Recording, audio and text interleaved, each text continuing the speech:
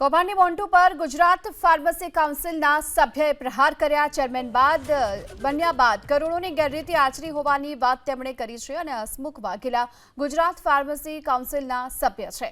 કોંગ્રેસ નેતા સાથે મોન્ટુ પટેલના ઘનિષ્ઠ સંબંધ હોવાની વાત તેમણે કરી છે। કોંગ્રેસી નેતા સાથે મળી કરોડોનું રોકાણ કર્યું હોવાનો પણ તેમણે આરોપ લગાવ્યો।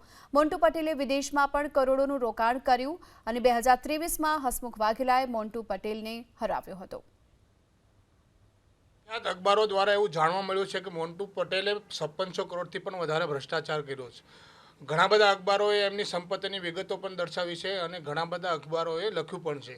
મોન્ટુ પટેલના નજીકના જેટલા પણ લોકો છે, મોન્ટુ પટેલના જેટલા પણ વહીવટદારો છે, મોન્ટુ પટેલના જેટલા નજીકના પીસીઆઈના સભ્યો છે, એ બધાની જો સીબીઆઈ દેશની સર્વોચ્ચ સંસ્થા જેની ઉપર દેશની કરોડો જનતાઓને વિશ્વાસ છે, જો એની ઝીણવટપૂર્વક તપાસ કરે તો મોન્ટુ પટેલના તમામે તમામ કાળા ધનનો પર્દાફાશ થાય એવું છે।